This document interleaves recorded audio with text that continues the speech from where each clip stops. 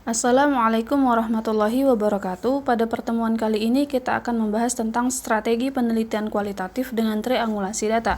Pada pertemuan ini kita akan membahas dua pokok bahasan. Yang pertama adalah mengapa melakukan triangulasi, dan yang kedua adalah jenis-jenis triangulasi.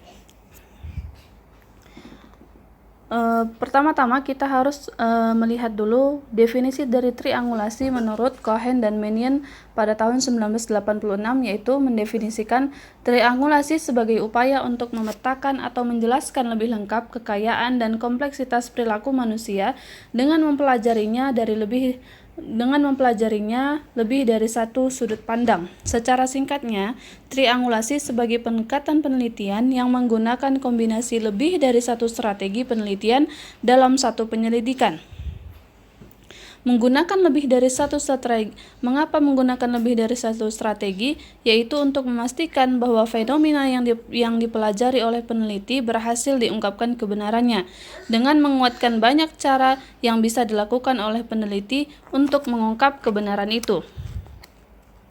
Dan tujuan utama dari triangulasi adalah untuk meningkatkan atau untuk memperkuat kredibilitas dan validitas data.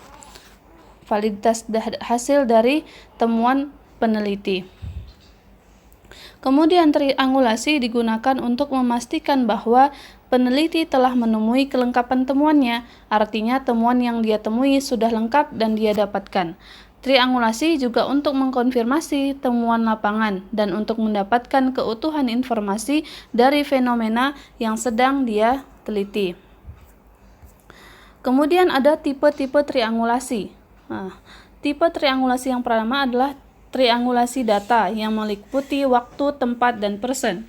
Kemudian triangulasi yang kedua adalah triangulasi metode. Yang ketiga, investigator. Yang keempat, triangulasi teori. Dan yang kelima adalah multiple triangulasi. Triangulasi data, seperti yang telah kita sebutkan, meliputi waktu, tempat, dan persen. Peneliti dapat melakukan konfirmasi penelitian pada waktu, tempat, dan persen yang berbeda-beda untuk dapat menemukan sebuah kebenaran. Kemudian waktu, peneliti dapat menyatakan saat sendiri atau bersama-sama dengan penelitian yang lainnya. Dan tempat, peneliti dapat menyatakan penelitian yang dilakukannya di kantor atau di rumah. Persen, komentar dari banyak orang pada tingkatan yang sama atau tidak. Kemudian triangulasi metode meliputi dua hal, yaitu desain dan koleksi data. Peneliti dapat melakukan konfirmasi data dengan membandingkan data yang dihasilkan dari metode yang berbeda-beda, seperti hasil survei dengan hasil wawancara dengan hasil observasi dengan hasil dokumentasi, dan lain sebagainya. Kemudian tipe yang ketiga adalah tipe triangulasi investigator. Tipe investigator dapat dilakukan pada penelitian yang berbentuk tim, atau peneliti memiliki kolega yang meneliti pada objek yang sama. Artinya penelitian itu dilakukan secara bersama-sama pada objek yang sama. Kemudian antar peneliti yang telah melakukan wawancara membandingkan temuan pada saat wawancara, observasi, dan lain sebagainya.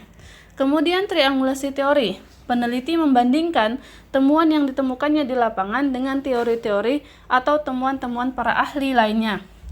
Jika temuan lapangan menunjukkan gejala yang sama dengan teori atau konsep yang telah ada, maka peneliti dapat menggunakan teori atau konsep penelitian tersebut untuk memperkuat temuan penelitiannya di lapangan.